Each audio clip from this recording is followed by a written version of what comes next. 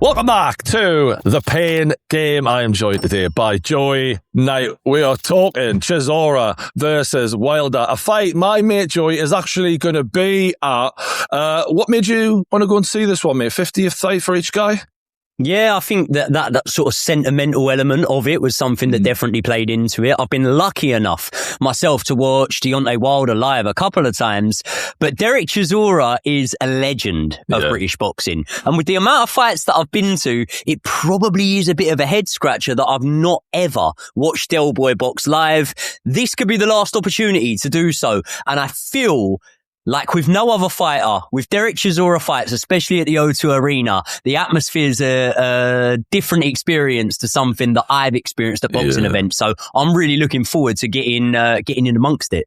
You mentioned on your video about Chisora being almost MMA fighter-esque in that it doesn't matter that he's lost fights because his stock still keeps to rise because you're guaranteed violence. We know Deontay Wilder has been one of the most violent heavyweights in boxing history. I know he might not be where he was now, but we got to give them the credit for what they've achieved in their careers. This should be an absolute shootout. And I want to give a shout out to the Zone. By the way, they've given me a link for you lot to use if you want to get 5% off. Use the code in all block capitals here. Give me, and then the number 5, all one word, all block capitals. Give me 5, and you'll get 5% off the price of Chisora versus Wilder on pay-per-view. And the great thing is, it is exclusive to first 500 people who use the link, by the way. So get on it now. But there is plenty of heavyweight fights coming up after Chisora Wilder. You've got Okola Yoka, Alan Hergovich, Wardley Dubois, which is an absolute banger, and Usyk versus Rico, all in the next couple of months alone. Perfect time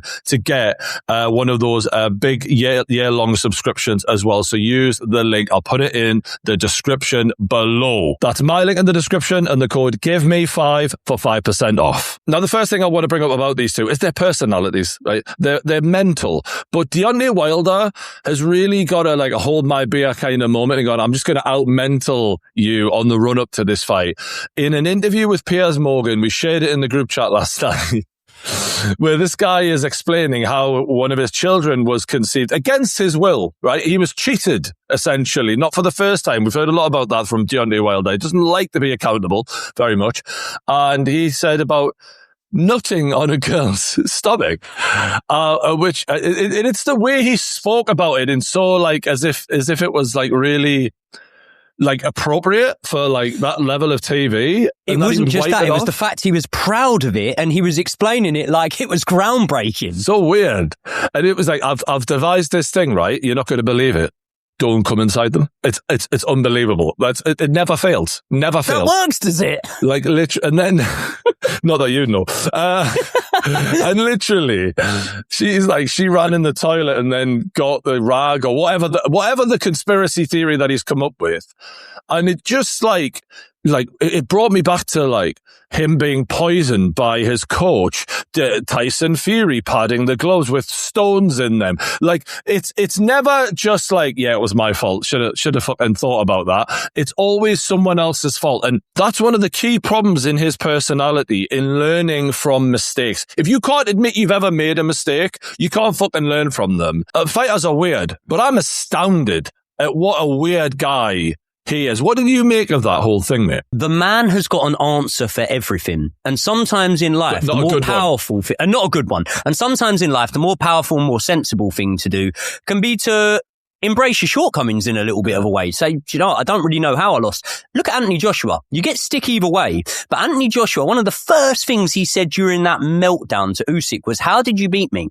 How did you beat me? He's asking the question. Deontay Wilder would have said, how did you cheat me? How did you cheat me? And for some fighters, that ignorance and that arrogance can work in a way because it's almost like a fake it till you make it thing. But without the examples of how it worked, I'm going to lean towards the fact that this is a serious personality trait that Deontay Wilder has, which I think makes him feel that there's a lot of victimization. And I don't think that's the healthiest way to go into a boxing match. And I think that when you see these sort of quotes coming out of Deontay Wilder, it does lead me to believe that chaotic mindset is something that's definitely in his personal life and not just in the boxing element of his life. I'm confused on the one hand because it seemed like he was in quite a chaotic place when he was performing at his best, and then he seemed to go into a place of zen and calmness and happiness, which seemed to kill the killer instinct. And now he seems a bit more erratic now. That gives me some hope that we may see a more aggressive version of him. I'm fascinated to see if this erratic behavior translates. Is he going to be there athletically? He's never going to be the young, fresh Wilder. But mentally, he's going to need to be ready to pull the trigger in this fight, because coming straight for him is the bulldozer, Derek Chisora. And I have to say, I mean, I obviously had a pop of fury for fighting him 3 times, but, you know, mentally around that period, it did look like Chisora, he was fading, and the recovery and the ability to, all right, his peak was never that amazing as a fighter, but the way he's upheld the peak, the way he's kept that peak going for a long time.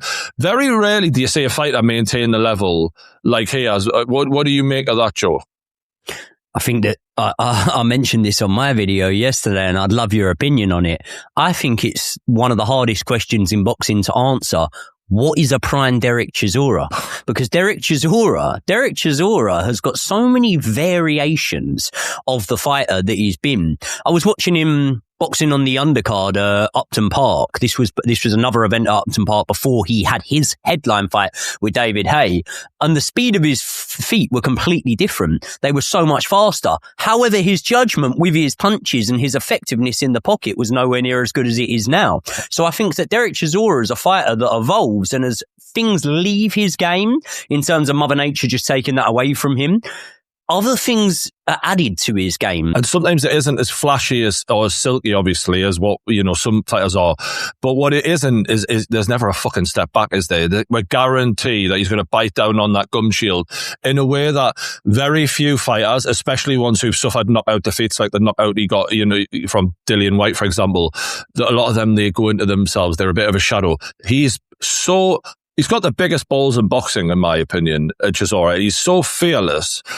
And that's what makes this an exciting fight for me, even though they're not in their prime. Now, if they were in their prime, I do want to tackle this one, because I think that's an interesting question for us to figure out what happens in this fight. If one of them can roll back the years, who would you pick to win this fight if they were both in their prime? They were actually scheduled to fight, by the way. 2013, there was a press conference scheduled to take place. There was some sort of commotion with Deontay Wilder not being able to obtain a visa to get in the country. And if they were to have fought at that time, not too long before Deontay Wilder picked up that world title against Bermane Stiverne, I would have picked Deontay Wilder big time. Because I think when you look at Bermane Stiverne, who, yeah, he won a vacant title, but he was a world champion at the time, had a couple of decent sort of fringe world level wins on his resume. Deontay Wilder completely outboxed him in the first fight and put on the best boxing display that Deontay Wilder has ever put on in his career. In the second fight, he chinned Stiverne and knocked him out cold within a round or something like that. That version of Deontay Wilder, who was able to box at range, execute his straight shots, and had the confidence to throw them, I think that Deontay Wilder, regardless of what level, and I would consider, this sounds offensive, I consider Derek Chisora to be a very high level plodder, right? But any level of plodder, that Deontay Wilder probably beats. I agree. I think that even if he lost a few rounds, he would have found the chin and it would have been all over.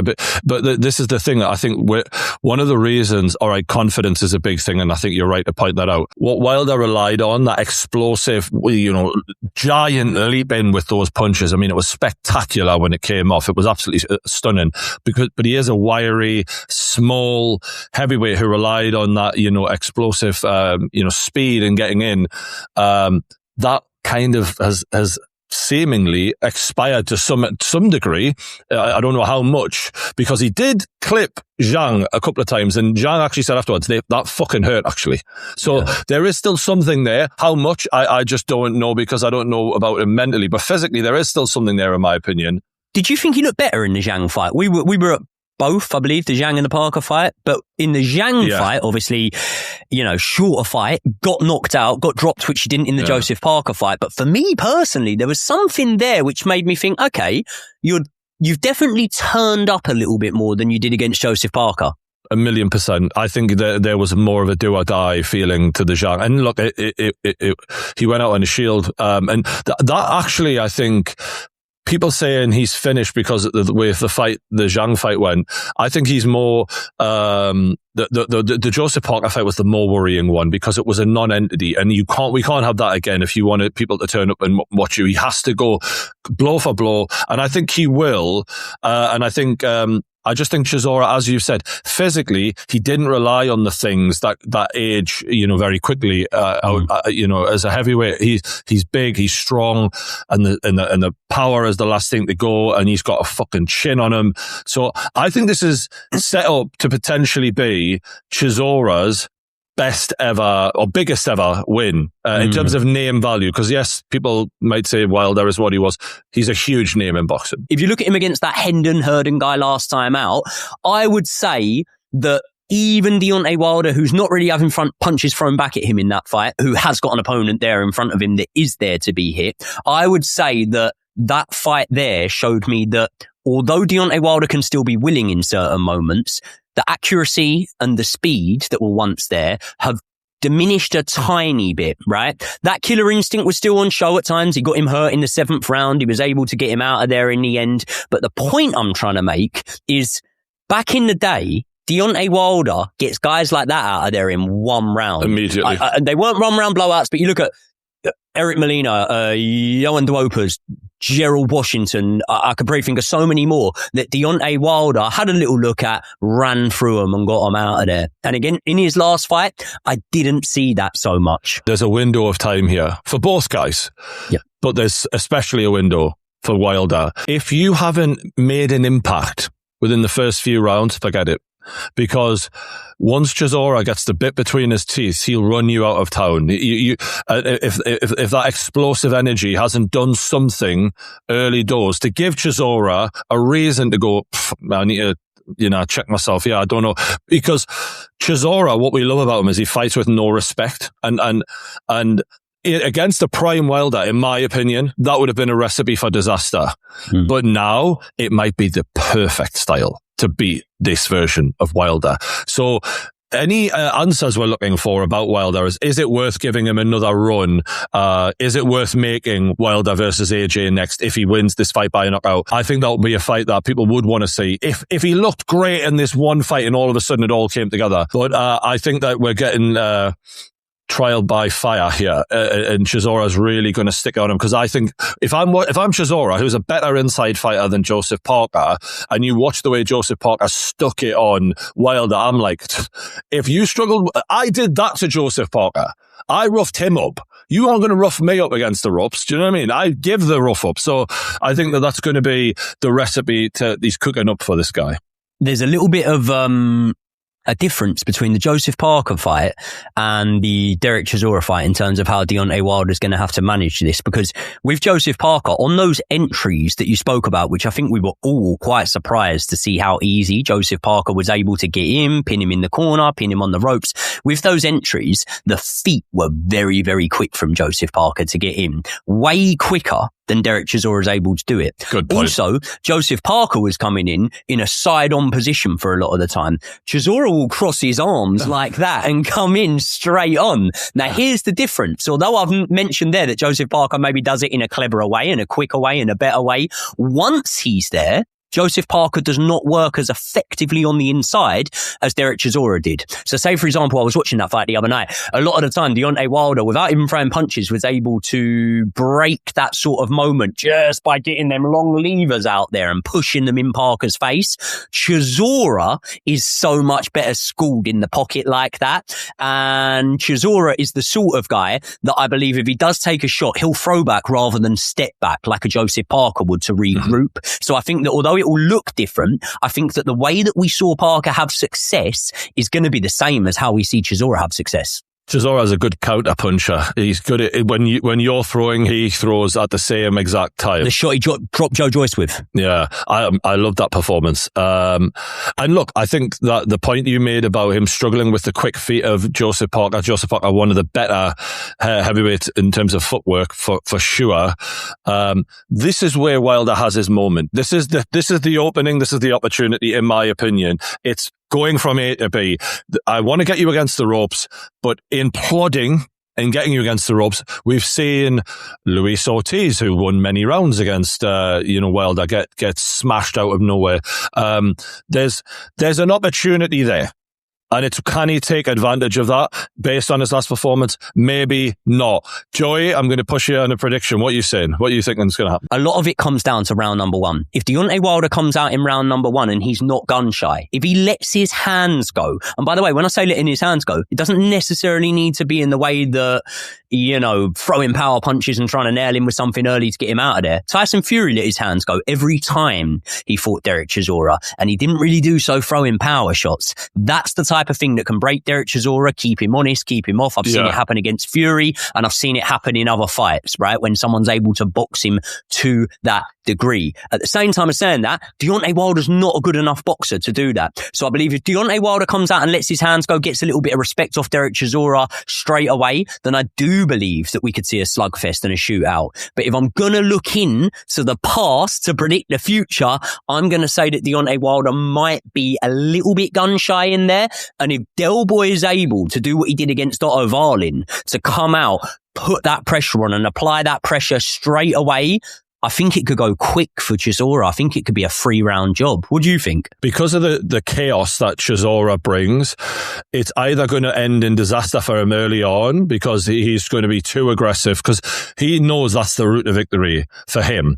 But that route to victory also plays into the way Wilder catches you. I think it'll either go one way or the other very, very fast. In the first, I'd say 5 to 6 rounds. I don't see the second half of the fight happening. We're going to see Wilder hit to the body like we've never, ever seen before. Because I really, really struggle to think of opponents that didn't just headhunt against Deontay Wilder. Fury mixed things up a little bit, and I think that's where some of his success came from, to be fair.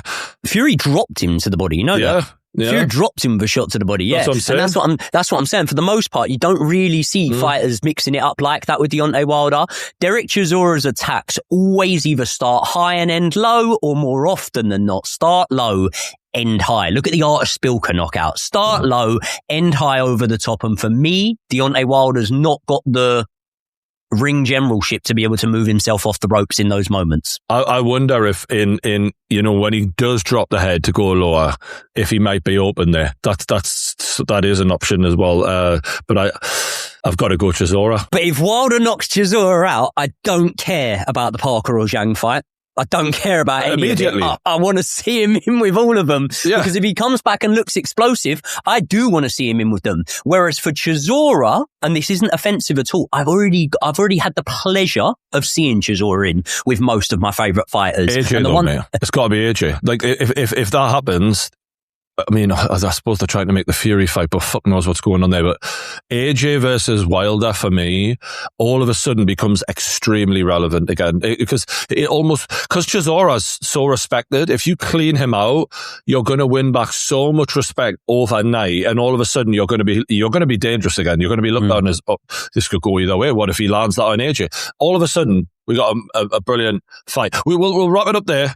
Go give me a round prediction. I'll go Chisora round 3.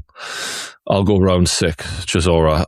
But yeah, we'll see. We both know that on any given day, Deontay Wilder can change everything. And don't forget, DAZN have given us a link for you lot to use in the description below, DAZN.com/TrueJordy, and you can use the code GIVEME5. That's give me, all one word, and the number 5, all one word, all block capitals, to get 5% off. The perfect time to get in on DAZN. You've got the Okolie-Yoka fight, you've got Alan Hergovich, Wardley, Dubois, Usyk, Rico, and much, much more coming later this year. Big thanks to Joey Knight for coming on the show. Check out his boxing channel and his other channels. He's got plenty of content for you lot. Just keep hopping back and forth between hours. We're pumping them out right now.